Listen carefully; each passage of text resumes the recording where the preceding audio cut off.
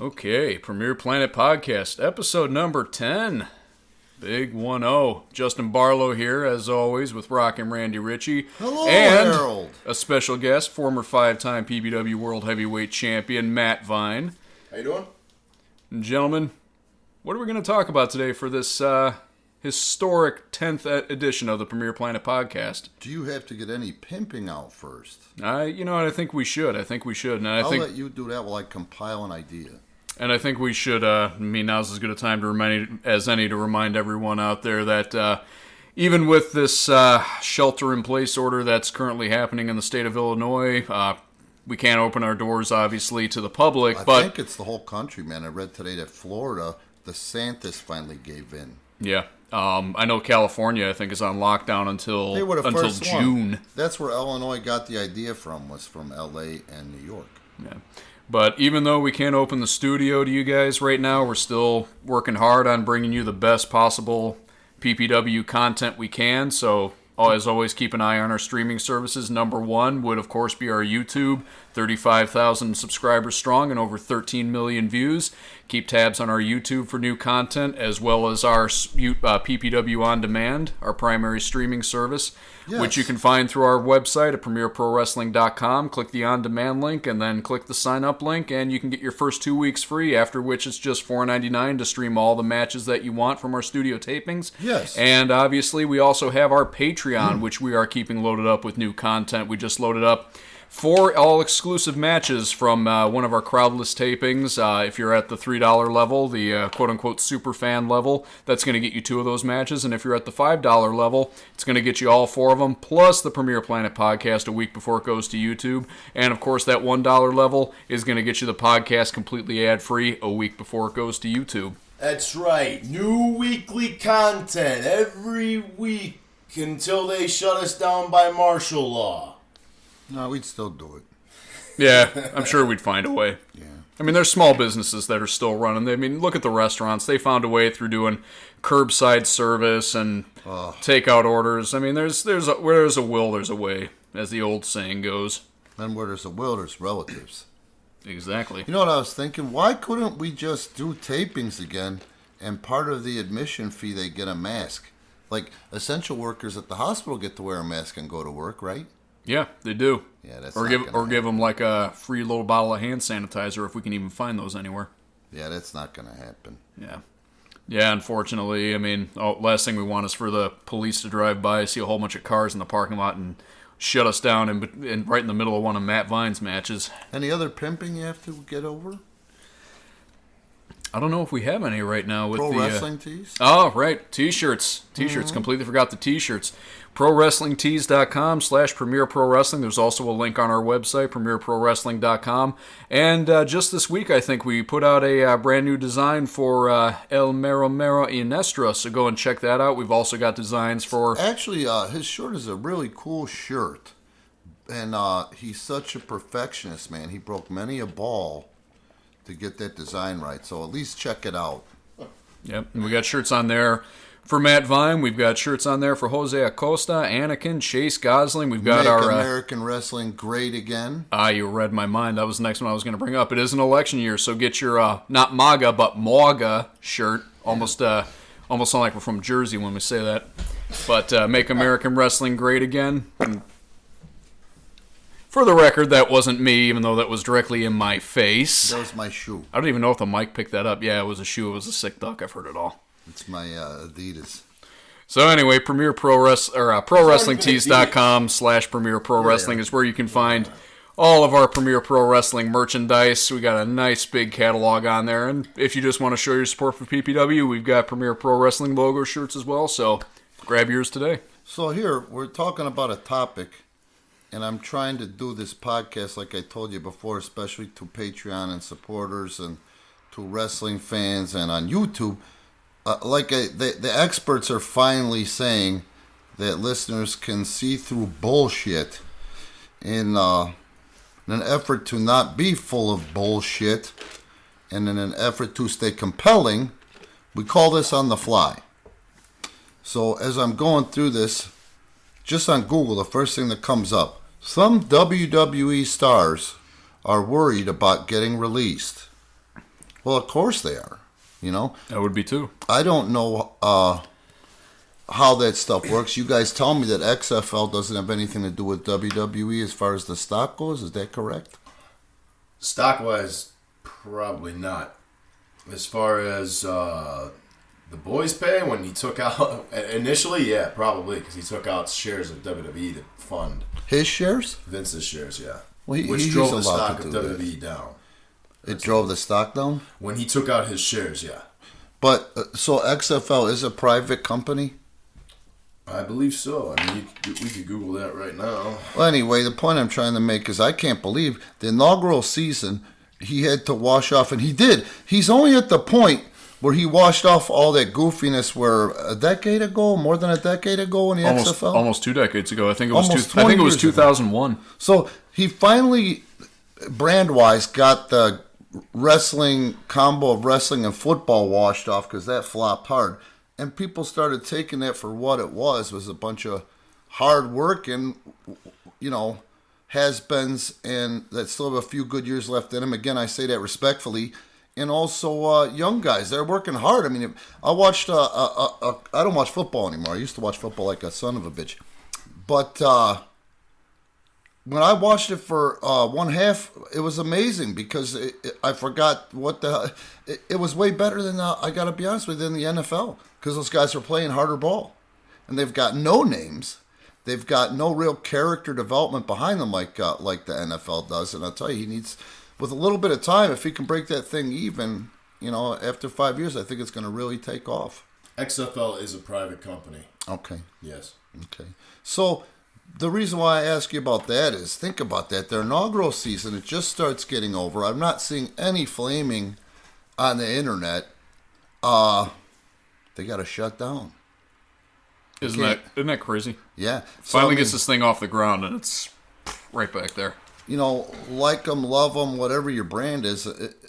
As an American, I'm thinking to myself, this poor bastard, because he took that big bite off and he's got no way to... it's a shitty way to start off your inaugural season. That's what I'm saying. And the reason I get that is here at our level, or my level, I get it. We're losing our minds. It's hard enough to run Premier Pro Wrestling on a weekly basis in the North, in Chicagoland, Metro Chicago on a weekly basis. And just when we start building up a crowd that's starting to match our social media traffic or, subscribers, viewers, this thing hits. You know what I mean? Yeah. Right in the middle of some great concepts, too. One of the things is we started this after the first of the year was not wrestling matches for the sake of wrestling matches. I mean, what are all the things that we're doing right now, Justin? I don't ask you because you're my bitch. I ask you because you put it more eloquently, and I'll forget. You know how my memory goes. So what are the things that we're doing now that are competition-based? Right now, I mean, all you have to do is look at our championship pictures. Premier Pro Wrestling right now has 5 different championships being contested. The first... let's go over the first 2 that Matt Vine currently holds because he's sitting right here. One is the King of the Iron Man. Yeah, that was cool. What a concept. Which he had to endure not 1, but 2 30-minute Iron Man matches to win that thing. And to defend it, he has to endure 30-minute Iron Man matches against whoever his opponent is. His most recent opponent, Jose Acosta, the Armageddon Champion. Yeah. And then the Challenge Pro Championship, which Matt currently holds as well. That's contested. Right now?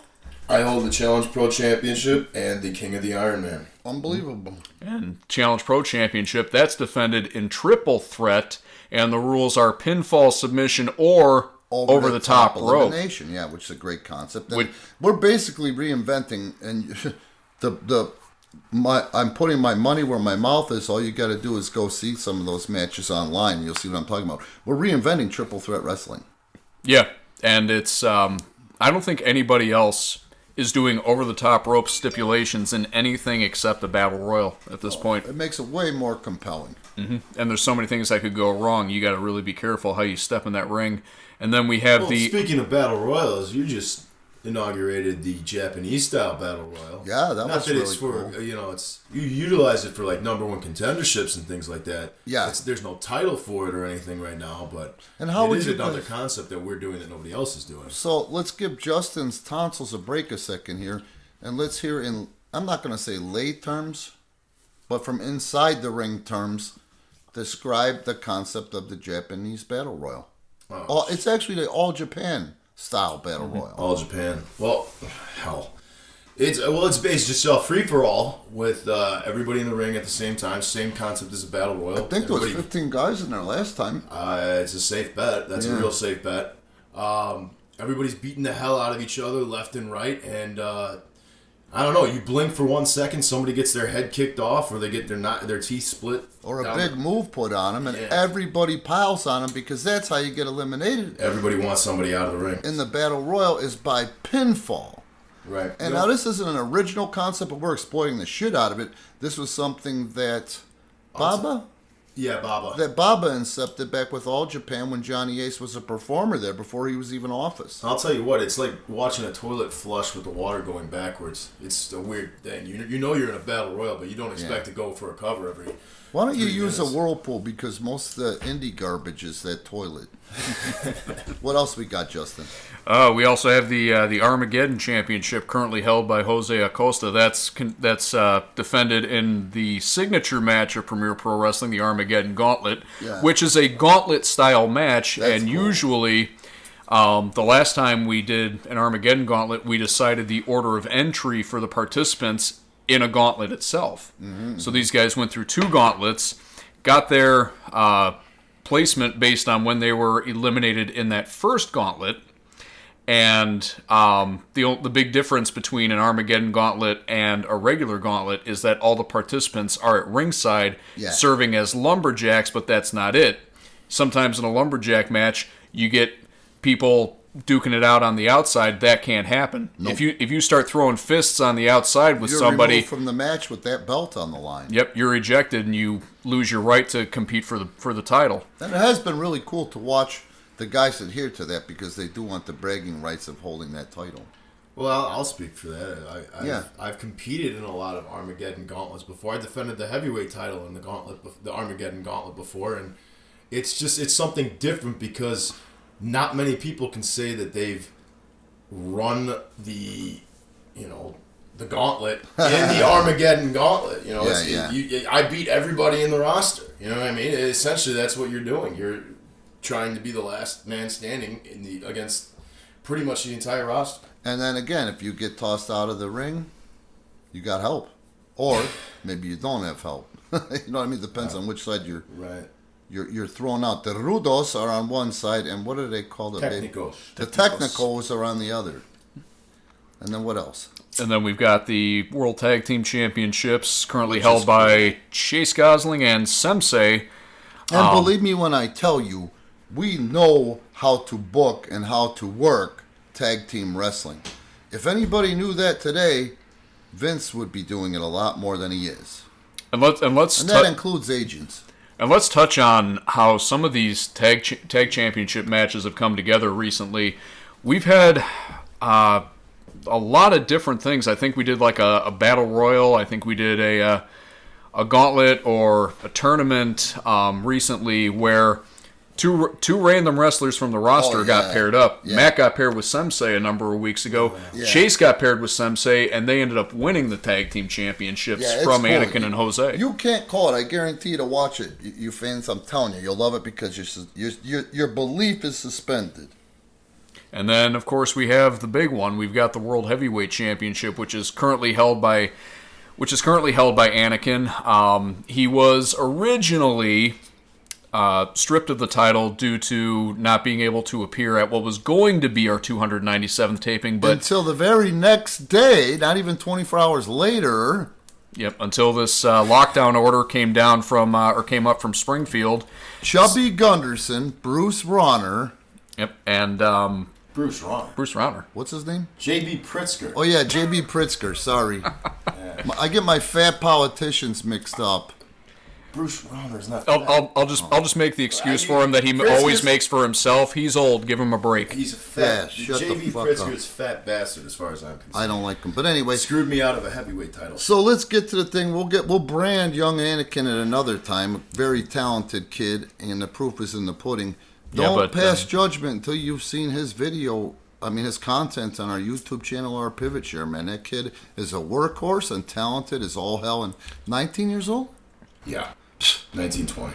Unbelievable. As he grows and fills out, he's going to be on WWE radar. I know it. Yeah, and because we can't open the doors to the public now, Anakin lucked out because now he literally can't defend the championship and it's out of his hands. And it so worked he in his retains favor, the championship. Now, what's so special about our championship matches? How our belt is defended compared to what's out there today? Oh, that's the really fun part because we are the only company, I think, in the world right now, at least I've never heard of anybody else doing this on a regular basis. All of our World Championship matches are defended in 2 out of 3 falls, unless otherwise specified. So that's what I'm saying. I mean, Heavyweight championship. The heavyweight championship. Yeah, the World Heavyweight Championship is defended in 2 out of 3 falls. So, that being said, some of this stuff seems a little confusing, but actually it's not. It's not so confusing where it's not going to get your attention right away. It does. And you can see we're doing a lot of things and we're working hard at the end of the day for the fan to not go out there and try to pull the wool over your eyes, man. We're going to suspend your disbelief and you're going to be entertained. And I'm telling you, I've heard it in a lot of places from a lot of people how hardworking our roster is. And with this whole lockdown in place, I mean, we really appreciate you guys supporting us on any platform that you support us on. And if you're on one of our paid platforms like Pivot Share or like Patreon, yes, we're making sure that we stay up to date with giving you the best possible content we can give you for your dollar. So we're investing time into amping up our video production and giving you guys definitely giving you guys your money's worth. And we're doing weekly crowdless tapings that are more compelling, and with some of the production things that we've done, in some points you don't even notice that there's no crowd there. To be honest with you, the matches have been that tight. You know, it's been a great opportunity and a great time for guys like Jose Acosta, who depends on that crowd sometimes or most of the time up to this point to help him rally. The troops rallying helps him as an individual. Well, he's learning how to do that on his own, you know, just for one example. Well, look at already the caliber of matches that we put on in front of no crowd. I mean, now the guys really have an opportunity to focus on the match at hand rather than getting distracted by people at ringside. Yeah, but then exactly. on the flip side, like you said, they also can't feed off of them. Yeah, so it's it actually makes for some real good wrestling because you got to focus on it. You know what I'm saying? You got to focus on what you're doing in the ring. So how does that play into what I originally read, which was, what is it again? WWE stars fearing for their job. Some WWE stars are worried about getting released. So I'm not going to go over the whole thing, right? But we just covered that. So Vince McMahon, who is he still the chairman? He's the swinging dick for World Wrestling Entertainment, and he takes this hit with the XFL. And then WWE, a lot of people think they don't care about the live event attendance. Well, he certainly does for WrestleMania weekend. I mean, what a moneymaker that is, not to mention a live event. Yeah, buddy. You know, so I would say it also sets the pace for them for the year. And isn't there something or other that happens with stock value at the beginning of the year, too? Or the first quarter, at least? It's the end of their first quarter. Yeah. So, was WrestleMania always in April? March or April. End of March, early April always. So, basically your first fiscal quarter of the new year? Correct. So, they're taking a big hit, and everybody should be, even if they have contracts or under a contract, worried about getting released. So what do some of these people say? Nobody, I don't think, is coming out on record, but it's saying, and it's pointing out, Vince McMahon has offered big contracts to keep wrestlers from going elsewhere. But given what is going on in the world, some lower card wrestlers have privately acknowledged that there may be some tough decisions made this year, and there is fear of talent cuts coming at some point. Well, there's probably going to be talent cuts. But if I'm not mistaken, I mean, I haven't been watching as much as you guys because I'm burnt out on wrestling. There are always talent cuts after WrestleMania. Yeah. Is that true? Yeah. I'm going to jump in on this one. Go ahead. But is that the case? It's always? Always. So I had a friend who was signed to WWE. Never even stepped foot in a wrestling ring. They picked him up at a Mr. Olympia contest, you know. Mm-hmm. And big guy. He's like 6'6", 275 pounds. And he was with him for a good 7-8 months. And when WWE stock took a hit after this was right when the network came out, so they had a lot of expectations. But they had a lot of expectations, but also major ass investment into the network. Right. Yeah. Huge investment, huge expectations. He was signed for about 7 or 8 months at this point. They decided to release the network. As soon as the quarter comes after the expectations were less than satisfactory. Mm-hmm. Cut him, and then I want to say at least 50 other developmental guys who you'll never know who their name is. Sure. And they do that all the time now. And you know, so when I went down to Florida, I worked out Rob McIntyre, who's John Cena's trainer. He also trains me. I bugged the shit out of him until he finally messaged me, and then I got him to write me up a personal workout. I talk to him on a monthly basis. Great person. He's always in contact with the wrestlers there. They already realized when I went down there. What was it, like 2 months? It was in February. Down where? I went down to Florida in February. Mm-hmm. Yeah, so in February I was talking to him there. I visited him at the Hard Knocks South gym that he's there. Mm-hmm. What else did you do there? I went and saw Bushwhacker Luke as well. Okay, go ahead. We always got to give a shout out to Luke. Yeah. But he was saying that a lot of because I was talking about the tryouts and whatnot down there, and he's saying that right now, you know what they call that? Someone in your position. Keep your thought. You were gathering activity knowledge. Now go ahead. I call it networking. Well, it's networking, but it's a certain level of networking. I get what you're saying. Yeah. But he's saying that even they're overhiring. They were overhiring for a long period of time. So to say that a lot of people are worried about their jobs, hell yeah. Yeah. Well, I wanted to tell you this too. The guys like you're talking about, non-wrestling, looks the part. They're taking a big risk because you know how many guys have said that even college level basketball is kindergarten compared to the drills that we do. Right. And you can take that to NXT and double it. So that being said, they're taking a chance on this guy, and when they figure out what they pay a guy like that his first year and the percentage of his pay that comes from each person involved training, each person involved agenting, right, and all that stuff, it costs WWE $77,000 investment just for 1 year to take a chance on somebody. On one person. Right. So you said there were 50 guys? Well, think about it this way. You got at least 30 people on Raw. No, I'm saying the ones that they follow me. I know, follow me on this, right? I'm talking about the 77,000. Hold on. 30 people on Raw, 30 people on SmackDown, typically. 15 to 30, right? Mm-hmm. NXT, you got double that number. So you got 30 to 60 people on that show. Okay. And then the Performance Center has about 180 people. 120 to 180 people typically at any given time. Those are the people that you're 77,000 of what you're talking about. 120 on average minimum. Do the math. Do the math on that one. You know what I mean? Yeah. So, one wrestler in WWE told me, I think guys know they can't depend on AEW as their safety net because they are going through their issues with canceled shows.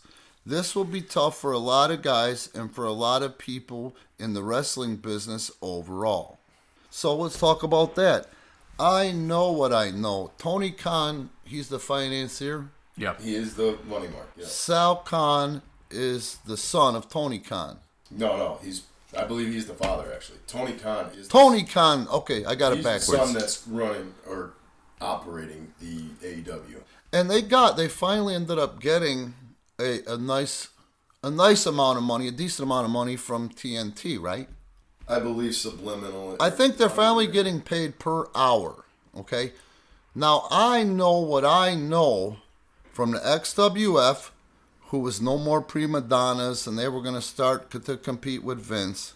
And I know what I know from the inside of Total Nonstop Action Impact Wrestling, when they were going to fire the first shot of the new Monday Night Wars, okay?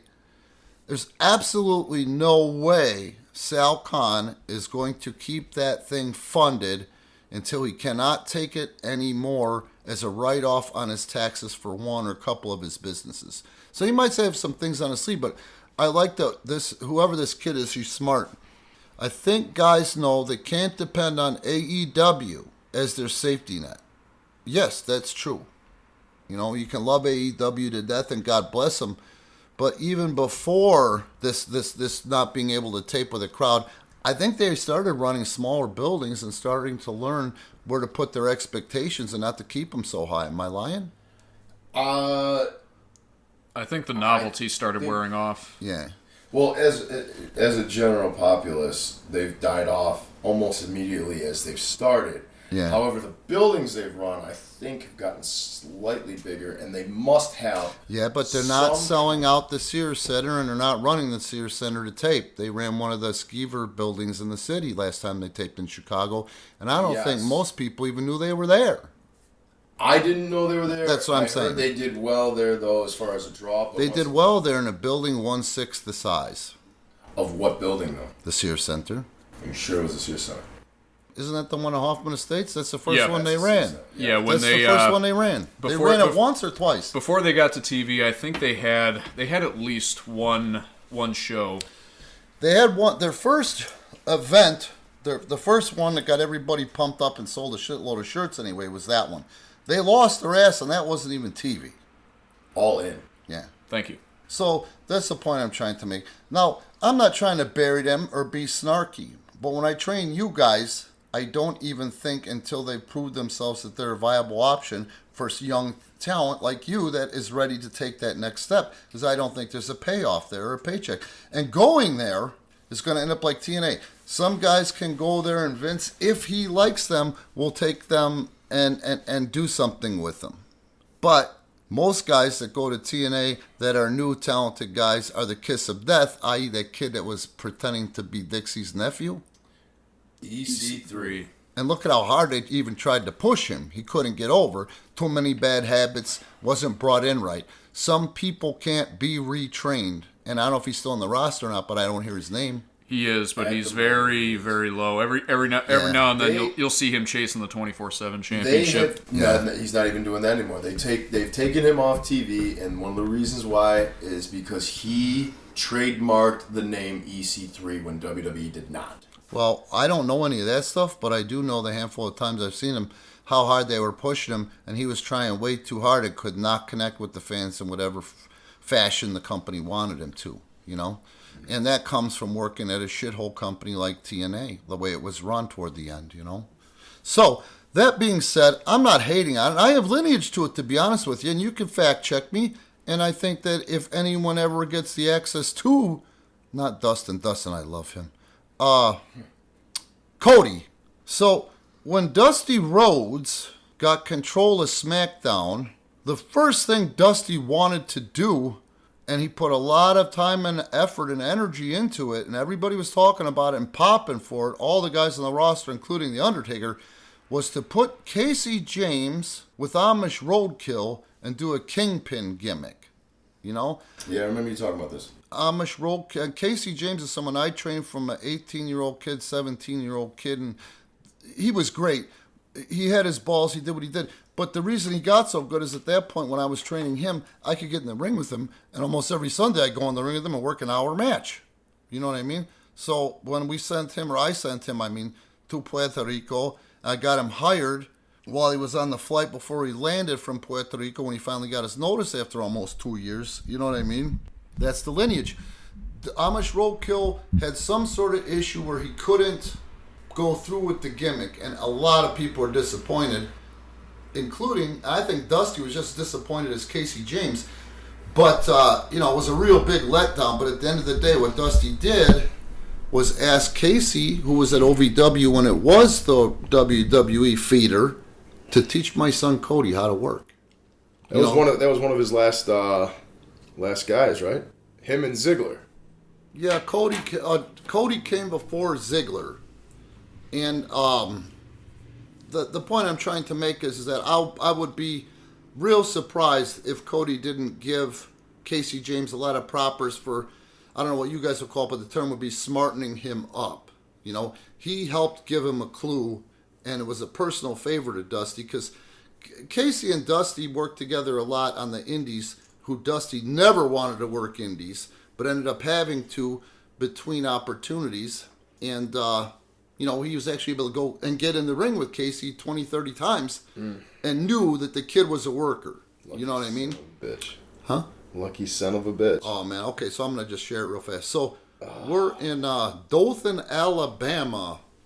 One of the races is down there by Dothan, but not in Dothan. And I forget what building it was. But anyway, the promoter asked me to come down and bring a guy to work with on this show. And it was the main event was Dusty versus Casey James. And I don't mark out for much, but I was marking out for watching Dusty. Work this kid that I trained from 18 years old he was, Yeah. So I go up on the stage in this building. I'm hiding behind the curtain. And just as he gets caught off by the kid, and he goes down to the knee and he's sewing, he looks over at me and gives me the wink, and the crowd didn't even see it. And I was like, that was fucking cool. I haven't had goosebumps in the industry a long fucking time. So yes, that he is a lucky bastard. Yeah. But anyway, yeah, so we've got lineage to there. We're tied to there. And, I just don't see it as being something I'm not gonna have you guys chasing dog farts. You know what I'm saying? I want you to make money in this industry, make a living in this industry. And going there is either going to go one way or the other. It may build you up and show WWE that you have willingness and heart, or they could kill you off. And the prime example is EC3. So yeah, everybody should be concerned. And I think at the end of the day, I'm a pretty good, and you know this about me, Justin. You may know this about me, but when I go ahead and forecast the future of wrestling, I mean, what do you think my percentage is? Seriously. Honestly. Okay, well, let's see. I'll bring this up because you like telling me these stories. So you were right about Jinder. Yeah. When they pushed him to the moon. Yeah. And he made so much during that push. If he plays his cards right, he could retire. Right. Depending on the contract. You were right about Ryback. You said when I told you it'd mean nothing in 6 months. Yeah, when he finally got the boot from WWE and he started his own podcast saying he was going to go make a shit ton of money on the indies, you're like, watch where he is in 6 months. Lo and behold, after about 8 to 10 months in a year, he was done. And now he's hurt, can't do anything. Yeah, and we'll see what happens when he tries to smooth over into AEW. And I'm not burying Ryback. I don't know Ryback. What I do know is that you don't leave the company that handed it to you, that met you more than halfway, that did 2/3 of the work to get you over, and then badmouth them and think you're going to come back when you haven't meant that much yet. Right. Let's see. You were right about... Oh, God, who else? There was... Who did you really like? Oh, you know what? You were right about... They were called the Vaudevillains back then, but that's Aiden English and that Simon Gotch guy. Yeah. You were saying, and it was specific to a battle royal. You go, look how much longer Aiden English was in the battle royal. How hard he was working, and that big ass bump where he got eliminated. I told you this kid was going to sign himself a deal just from that match, and from what I heard, they were going to get rid of the other one. Right, right. And lo and behold, that's what happened. Now, we're not talking about, I don't think he's a top star. Is he commentating now? He's a commentator now. Doesn't matter. He's still getting paid. Yeah, he's still there. And, well, you said, too, that he's a very smart businessman because you look at it this way. He married Eddie Guerrero's daughter. Mm-hmm. Whether or not that's the reason why he married Eddie Guerrero's daughter. It certainly doesn't hurt. It doesn't really hurt. Exactly. But he's also a guy that starved his ass off at OVW. He's been knocking around a long time. Right. And then Ziggler. Yeah. Yeah, talking about Ziggler. That one I love being right about because that's a guy that deserves it. Yeah. So there's several more, too, but Matt Vine farted, pardon him. Yeah, exactly. That's me. That's Farts Frank over here. Anyway, so back to Ziggler, who I want to use as a really good example. Yes, I think that anybody, and I told you this, the biggest thing I've been telling you for the last year, maybe two, is that guys that can work, guys that can call it in the ring and have it make sense and be compelling and can carry the Drew McIntyres, and I'm not bashing Drew McIntyre, I'm saying work-wise and where he's been and who he's worked with and getting this stuff down his throat so fast. The guys that can carry Drew McIntyres and Bobby Lashley's will be valuable to the company. So, for you guys, positioning-wise, we don't know what the calendar is going to say, but there's 4 guys on our roster that have possible tryouts. They were, before this Corona shit, they were considered for tryouts in September, but I bet you that date's going to move, but I think they're going to sneak in another tryout before the end of the year. It works in your favor. And I'm not saying it to be an asshole because I wish no ill will on anybody except for Prince Habibu, but I don't even want to mention his name. You guys know who I mean. He's just a rotten individual that hurts people on purpose and has ethnicity and a great Eddie Haskell going with Vince. I know the type of person that you are, you asshole. But anyway, it'll come out in the wash too. But anyway, yes, people that can't work, I think should be worried. You know? The guys that can work, the guys that work hard, the guys that don't take it for granted, and the guys that follow the advice that I was given by handsome Jimmy Valiant in 1988, 89. Once you get your first break, work even harder. Those are the guys that this unfortunate thing, once we come through the other side of it, are going to have opportunity. Well, I'm going to say one more group of guys. You were right about Almas. Yeah, man, that guy is special. Was special. I don't know. He doesn't seem to be playing his politics very well. And I'm going to take half credit on this one because I introduced the guy.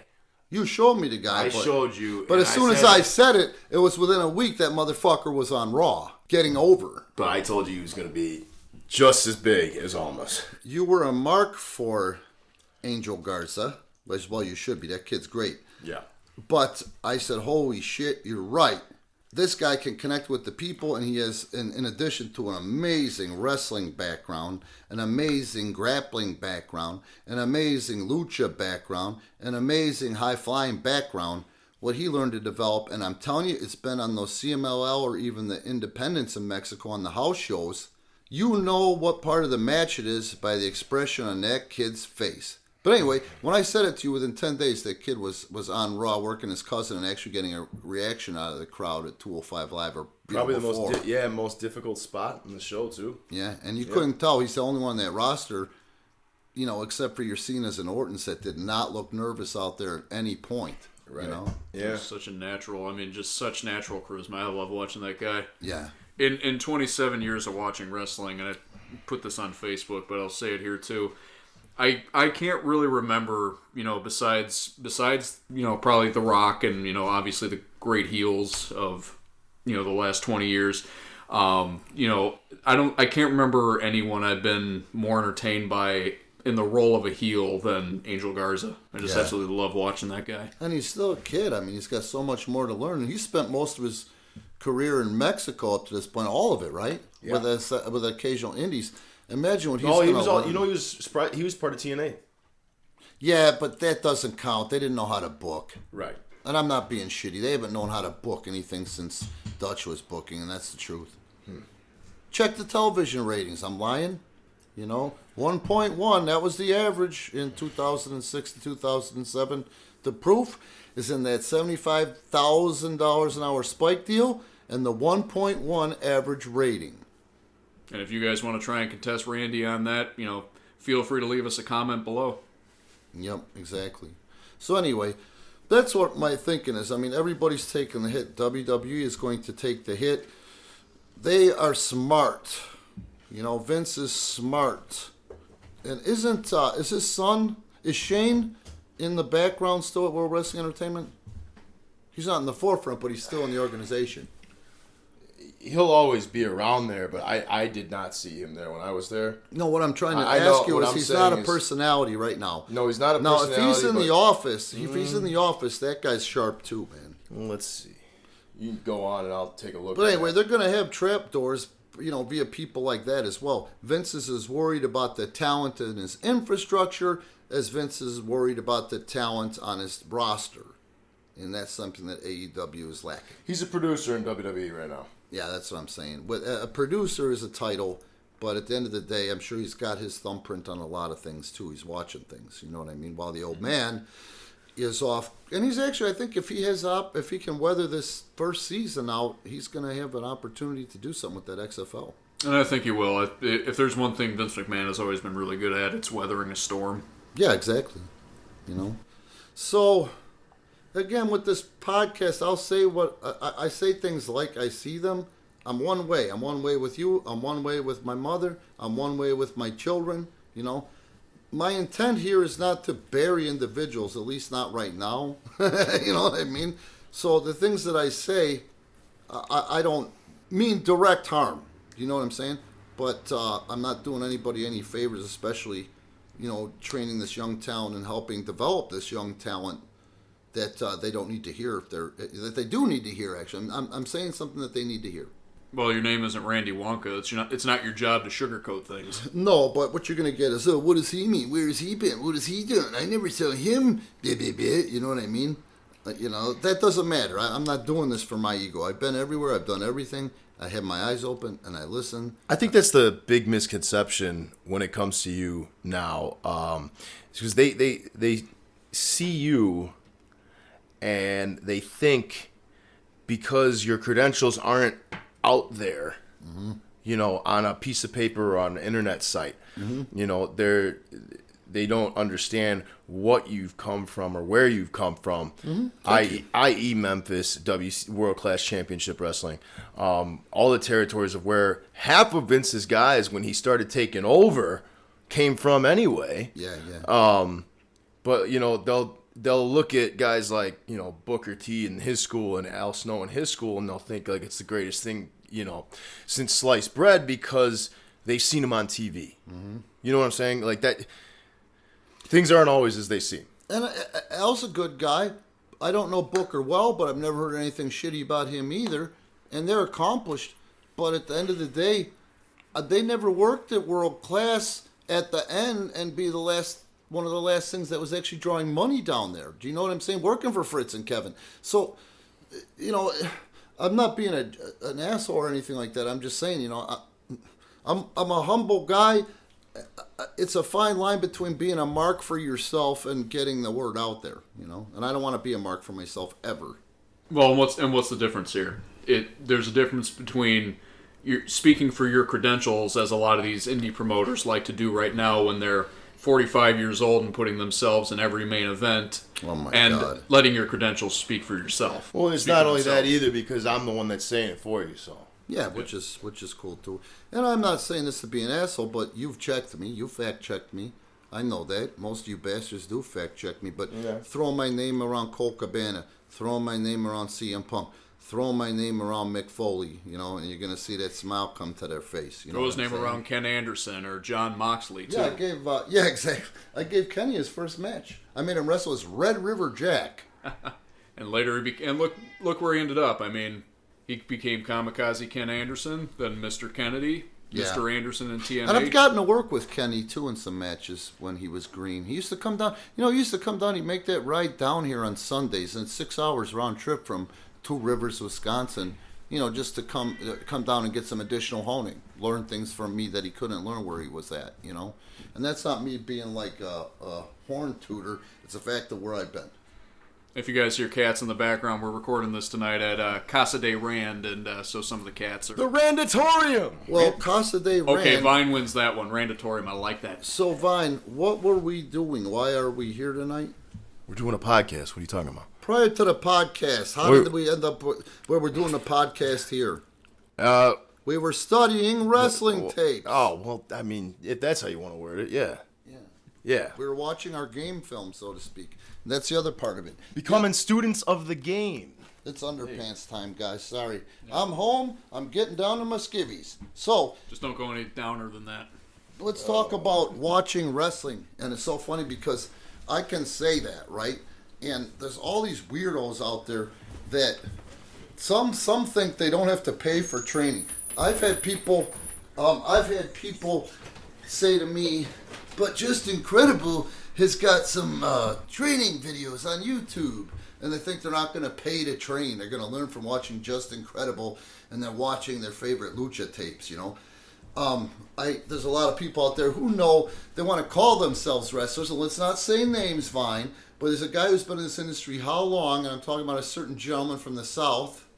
How long had he been around? He didn't even know how to do a fucking headlock takedown. Yeah. How long? Many years did he say he'd been around? He was pretty much as long as I have. So about 8 years. Yeah. Didn't even know how to do a headlock takedown. Yeah. No, it was very embarrassing actually. For him, yeah. Yeah. But so the point being, is what the hell was the point I was making prior to that? Well, you were saying that people think they can train themselves by watching just incredible videos. And there's 2/3 of the indie guys out there know where they actually really are in this industry. You know what I mean? And what we're not is we're not in this indie brotherhood of crap where people get hurt, people act like punks, people fight, prima donnas, all that crap.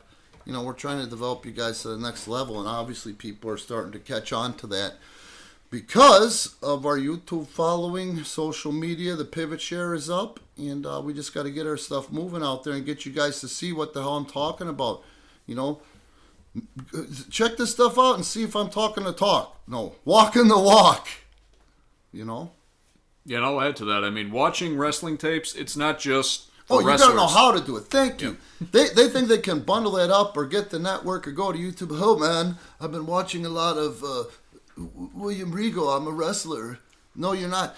You know as well as I do. You gotta learn how to watch wrestling. On top of it, that's hard too. Yeah, that's actually the hardest part, is to actually understand and know what to look for, as well as just looking at things. You know, you can't just watch the video and be like, "Oh, that was a cool move," and then just go and throw it into a match. Well, I'm out here to smarten up the world for free. Well, I'm saying, so don't go into too much. I'm just telling you, there you go. It's if anything, it's a hook to grab them to say, "Hey, what are you talking about here on this podcast?" So well, I shut can up. talk about whatever. They can watch what I'm saying video is, footage as you want to of your favorite star, and you you're can try not and going do to all their know moves. how to watch it. Exactly. You can try and know how to do all their moves. That's cool, but when you do 7 body slams in a row in a match and you look like shit. Well, it's not just that. It's just that if somebody would sit down with these guys, even at NXT, with the stuff they have in their library, with the stuff that they have that isn't even on the network, you know, that should be half the day for these guys. If they sat down with somebody that knew how to show them how to watch wrestling, that's a whole nother thing. You know, you got to have a certain level of patience that I get from having 3 children.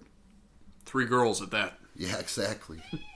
So how long has this been so far? We're just over 45 minutes, but if I could throw my own thing in there. Yes, throw your own thing in. We'll finish the pimps and we'll cut it off, and it is Underpants time. All right. What I wanted to say in terms of watching wrestling, I was saying before, it's not just for wrestlers. And one thing that I started doing that I think is really beneficial in terms of seeing what good storytelling is and what is not, is I started watching matches with the sound off.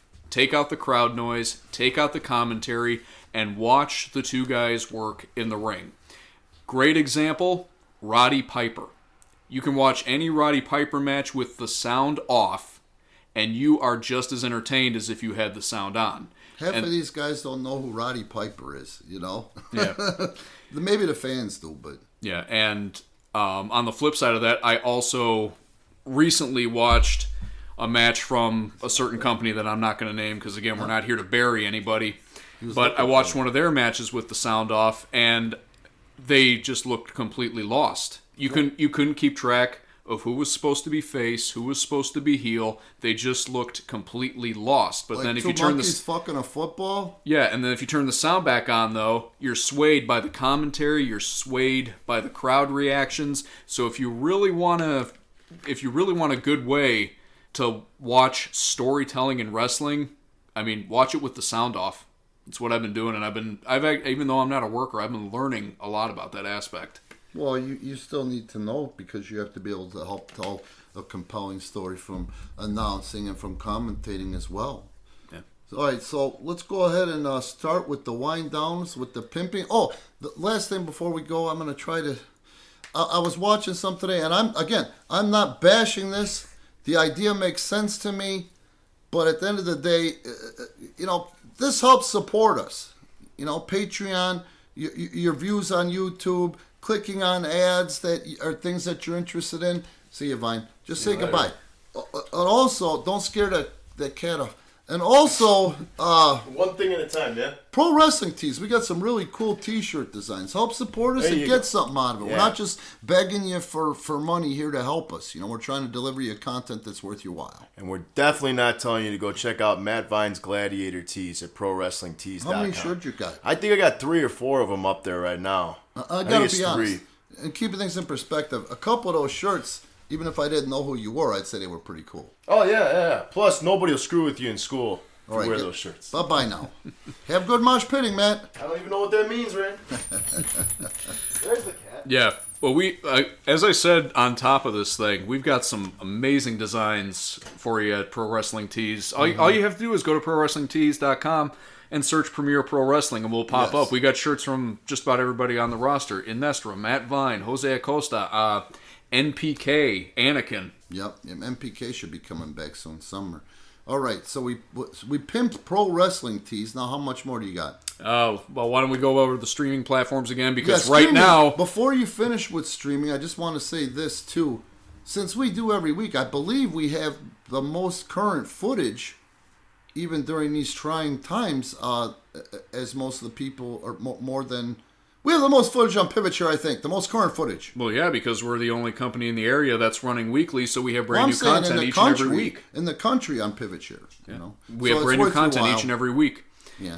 And right now, with our unfortunately with our doors closed, I mean that's what we're relying on is our streaming. So if you guys are out there supporting us on our streaming platforms, we cannot thank you enough for doing that. We promise we are going to continue bringing you some great content. Again, we're investing a lot more time. We're learning a lot of stuff about what we can do to amp up our video production and our video quality to bring you the most compelling and the best looking video content that we possibly can. Yes. And of course, there's Patreon. I mean, we can't emphasize it enough. This thing is just starting to take off. Yeah, and if you go to Patreon, we're trying to stick to this podcast. We went through a little bit today to get it done, but we're going to try to condition you guys to expect it every Friday on Patreon. And then the following week on YouTube for free, but you get it early if you're a Patreon member. If it's a video podcast... Yeah, it goes through YouTube, but when it's on Patreon, you get it ad-free on Patreon for that whole first week. Once it goes to YouTube, the ads start coming up, you get distracted, you got to sit through 15 minutes of BS to finally get to the content. And I promise you it's one of the best dollars you'd spend, and not to mention the other tiers are valuable as well. Exactly, and that's where it starts is $1. Every tier is going to get you the podcast a week early, ad-free, before it gets to YouTube. $1 will get you that. $3 will get you 2 exclusive matches per month. And then $5 is going to get you, depending on how many matches we record on a given day for any of our special tapings, it's going to get you a full taping. Yeah, don't worry about that because I'm going to deliver like I promised in the first place on the first one we did. Yep, and we are going to do our absolute best to stay consistent here with these podcasts, with bringing you guys match footage from our crowdless tapings. So, if you're already a supporter, stay tuned. If you're not a supporter yet, we want to ask you, just go check it out. Yep. Just go check it out. Go check out our offerings, see what we have to offer you on Pivot Share, see what we have to offer you on Patreon. And check us on YouTube for free. We've got like 1,700 free videos on YouTube. You can see what I'm talking about and see if it's worth your $1, see if it's worth your $4.99, or see if it's worth your $19.99 for the T-shirt. And I promise you, do your homework and you'll find out or figure out or feel, I'm thinking or believing, that we're worth your time. And it speaks for itself. At the end of 2019, we were, I think, number 26 on the list of the 100 most relevant pro wrestling companies on YouTube without really trying. Yeah. And now that we've added to that, we crossed 3,000 or 30,000 subscribers. We've crossed 35,000 subscribers. Yes. I'm willing to bet we're even higher than that now. Yeah, I think so too. But also, don't forget about the views. I mean, we're at 13 million views. So. And that's not just in the area, and that's just not in the country. That is global, folks. We have people tuning in from Hindi-speaking countries, India, Bangladesh. We've got people tuning in from the UK, from Australia, from Japan, all over the world. Premier Pro Wrestling is truly a global company. The UK, I can't remember your last name, Trevor, from the UK, but you and I talked earlier this week and appreciated your input, number one. And number two, we'd appreciated you being, and I don't know if you know it, you were one of our first subscribers, man. So thanks for sticking with us. Yeah, and that's another, as long as you brought that up, I want to reemphasize that as well. Sure. This is a give and take, folks. It's not just us throwing stuff at you and you giving us money for it. you are equally in this as much as we are. You're producers. You're producers. You're supporting us financially. Therefore, you're a part of this. So if you have any feedback at all, be it positive feedback, be it constructive criticism, or if you just want to kick us in the ass verbally, honestly, leave us a comment. But just don't be shitty. There was this guy, he tried to try out. He half-assed it from the beginning, okay? He wanted all these special concessions. It's like, come on, man. At the end of the day, this is the cheapest training you'll find in the area, but it's also the best training you'll find in the area. He started off on the wrong foot, and he likes to go sneak on there and try to say shitty things on our Facebook and things like that. It's like, come on, I don't want to hear that shit. That shit's going to be deleted, Just because you didn't have what it took, don't go burying us. It's on you. Man up, own your shit. I've had to. But unless you're one of those people, again, folks, yes. it's a give and take. Leave us a comment. If you got questions for Rand, again, this guy has been around since 1988. He's been doing this for over 30 years. A wealth of experience, a huge well of knowledge. As much as he downplays it, he's got a lot more upstairs than he likes to say. Funny fucking guy too. Yeah, I guess he's all right. Funny as I'm telling you, Sandler getting his 20 mil. Half the shit he's done, I've been doing since I was 17. So if you guys want to pick Rand's brain, leave us a comment. If there's a subject you want to know about, leave us a comment. If there's something you think that, we might want to adopt or change up a little bit or do differently, leave us a comment too. It's all going to get taken under consideration. Yes. All right, that's it. We got it all covered, right? Yep, we did. So thank you, folks, again, and once again, folks, we thank you for your patience with this whole lockdown situation. We miss you guys as much as we hope you miss us, but we're going to continue to bring you the most compelling content we can on a weekly basis for as long as we have the power. We're coming to you even with pants off, if that doesn't tell you something. Yeah, and literally, we're in Rand's house right now, and he's already got his jeans off. He's already in Underpants Time. Underpants Time. Sorry, Underpants Time starts after 9 p.m. And so we're going to take this home. Thank you again, folks. Remember, check us out on Pro Wrestling Tees. Check us out on our streaming platforms like Pivot Share and Patreon and YouTube. And we'll see you folks next time. Bye-bye now.